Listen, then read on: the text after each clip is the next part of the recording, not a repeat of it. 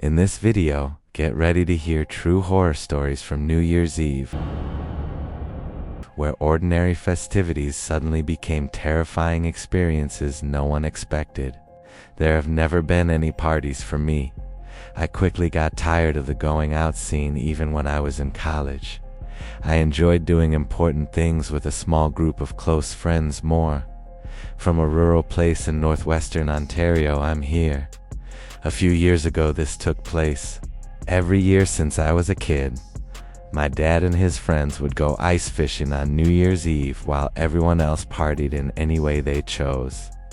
I spent New Year's Eve as a child on a frozen lake in the bitter cold because my mom wasn't really involved and we didn't have a lot of extended family.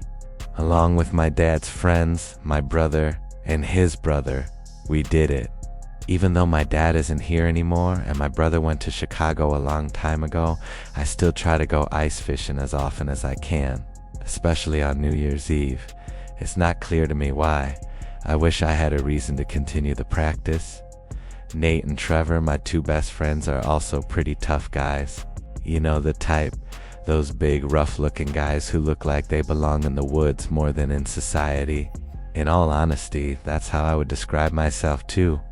We three tried to keep the practice going as best we could, which was great because it would have been awful to spend New Year's Eve by ourselves. Nate was behind the wheel that day. That job was made for his truck. It has four-wheel drive, big tires, and enough space in the back for all of our stuff. Rods, tip-ups, bait, a sled to carry everything, and a small pop-up cover to keep us warm were all packed away. It was supposed to be clear at night, but in Ontario you can't always trust the weather reports. At least we thought we were ready for anything. We really liked that the lake we were going to wasn't a well-known spot. It was hidden away by tall trees, and even in the mildest winter days the ground stayed frozen solid. If you didn't know where to look, you wouldn't just happen to find it. Things started to get more exciting as Nate drove on the snowy back roads. There's something romantic about ice fishing. You, your friends, and the hope of a catch. It is much better than having beer after beer at a bar. Once we got to the trailhead parking lot, I saw someone standing nearby. He was just a few yards away and was dressed for winter, but something about him didn't seem right. He was still and looking at our truck, not moving. He looked down at his phone, then back up at us, then back down at his phone again. At first I thought he might just be another fisher checking us out. It didn't seem relaxed for some reason. Perhaps I'm unable to adequately describe it. There was something wrong with it. I said to my friends in a low voice that guy was making me feel uncomfortable. They both turned their heads up. Nate just nodded and didn't say anything, and Trevor shrugged his shoulders. The man ran at us quickly while moving his arms around wildly just as we were about to start unloading. I rolled down the window to hear what he was getting at.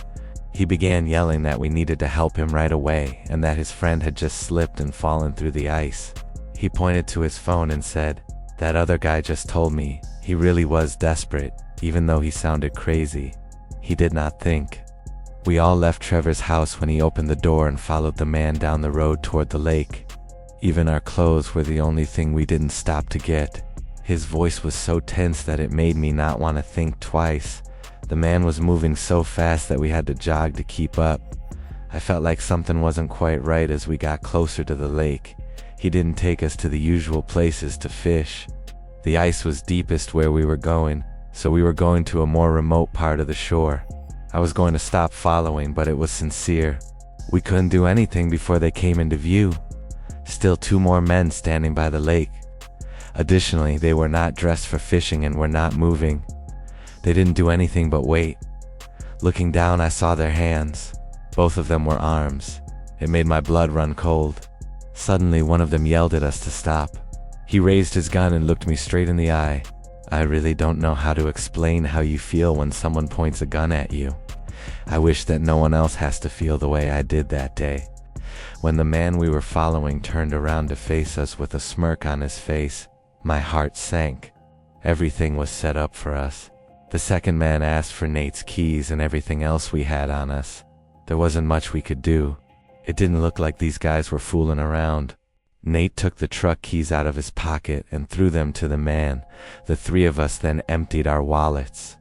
While I was trying to hold on to my phone, one of the guys told me, "Phones too." Nate's and his was in the car, which made them laughter. I've never been so mad in my whole life. How could we have been so sloppy? These guys were armed and I clenched my hands. Every single one of them would have been mine. They quickly took everything, held guns to our heads, and walked us back up the path while one of the guys drove off in Nate's car. The other two walked back into the trees, probably to get to their own car. It crossed my mind to follow them, but I decided it wouldn't be helpful. We stood there cold for a moment before Nate took out his phone.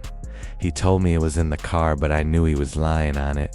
I really don't know what we would have done if he hadn't been able to think quickly. We could still get service in some way. Then he called the cops and told them everything he knew.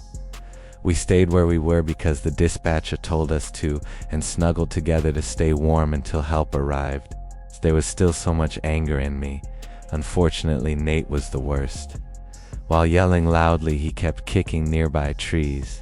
Trevor and I were unable to calm him down. Things had gone by so quickly. I was still thinking about everything. Stranger things have happened. People were in the middle of nowhere on New Year's Eve. That didn't make sense. I'm going to skip all the boring parts. A police report was made, and they were kind enough to drive us all back to Trevor's house, which was the closest one. The people who stole Nate's car were never caught, as you might have guessed. We're all still shocked by what took place. Trevor believes that we simply met the wrong people at the wrong time, and that they had no plans to rob us, but we were the perfect victims. It's possible, but I don't think it's likely. At the last minute, who sets a trap for some unknown people? It also doesn't make sense that they would be waiting for us in such a remote area. They couldn't be sure that anyone would show up. I really don't know what to think about this whole thing. Thanks for watching. Don't forget to like, comment, subscribe, and turn on the notification bell. The next story might be scarier than you expect.